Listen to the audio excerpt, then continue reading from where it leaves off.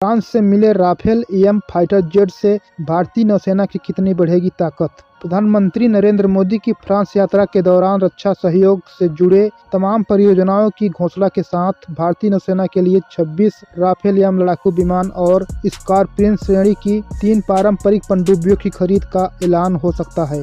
प्रधानमंत्री नरेंद्र मोदी 2 दिनों के फ्रांस दौरे पर हैं। पीएम मोदी गुरुवार शाम 4 बजे पेरिस पहुंचे। आज रात प्राइवेट डिनर के दौरान पीएम मोदी और फ्रांसीसी राष्ट्रपति इमैनुएल मैक्रों के बीच डिफेंस डील पर बात होगी। पीएम मोदी की फ्रांस यात्रा 2 देशों की रणनीतिक साझेदारी के लिहाज से महत्वपूर्ण है ही। भारत नौसेना के लिए इस यात्रा का सामरिक महत्व है। वायुसेना के लिए पहले ही 36 राफेल विमान खरीद चुका भारत अब फ्रांस से भारतीय नौसेना के लिए राफेल एम विमान खरीदने जा रहा है। एक लंबी प्रक्रिया के बाद भारतीय नौसेना ने बोइंग के FA-18 सुपर हार्नेट और फ्रांसीसी एरोस्पेस कंपनी दसाल्ट एविएशन के राफेल एम विमान का चयन किया था। अब ये राफेल एम के नाम पर मुहर लग गई है।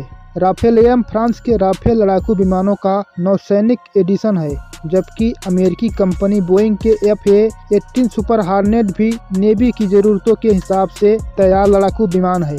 दोनों विमानों ने पिछले साल अपनी ताकत का प्रदर्शन किया था। इसके बाद भारतीय नौसेना की ओर से पहले स्वदेशी एयरक्राफ्ट कैरियर INS विक्रांत के लिए आधुनिक और बेस्ट लड़ाकू विमान हासिल करने के फैसले से जुड़ी रिपोर्ट सौंपी गई। चौथी 5वीं पीढ़ी के लड़ाकू विमान है राफेल एम। इन उन्नत चौथी 5वीं पीढ़ी के लड़ाकू विमानों को मुख्य रूप से भारत के स्वदेशी विमान वाहक पोत INS विक्रांत पर तैनात किया जाएगा। यह सौदा नौसेना के लड़ाकू विमान बेड़े में एक महत्वपूर्ण विकास का प्रतिनिधित्व करता है, क्योंकि लगभग 30 वर्षों की सेवा के बाद 2016 में ब्रिटिश निर्मित सी हैरिस को चरणबद्ध तरीके से हटा दिए जाने के बाद से रूसी मुल्क के MiG-29 के जेट लड़ाकू विमान की ऋण रहे हैं। 26 में से 22 राफेल एम होंगे। सिग्नल सीटेज प्रस्ताव के मुताबिक नौसेना के लिए खरीदे जाने वाले 26 में से 22 single seaters Rafale M marine aircraft होंगे और 4 ट्रेनर एयरक्राफ्ट होंगे। वहीं 3 स्कॉर्पियन श्रेणी की पनडुब्बियों का अधिग्रहण प्रोजेक्ट 75 के हिस्से के तौर पर रिपीट क्लास के तहत किया जाएगा, जिनका निर्माण मुंबई में मझगांव डायार्ड लिमिटेड में होना है। 90,000 करोड़ रुपए की हो सकती है डील। इन खरीद पर कितनी लागत आएगी, उसका ब्यौरा डील फाइनल होने के बाद ही आएगा। हालांकि कहा जा सकता है कि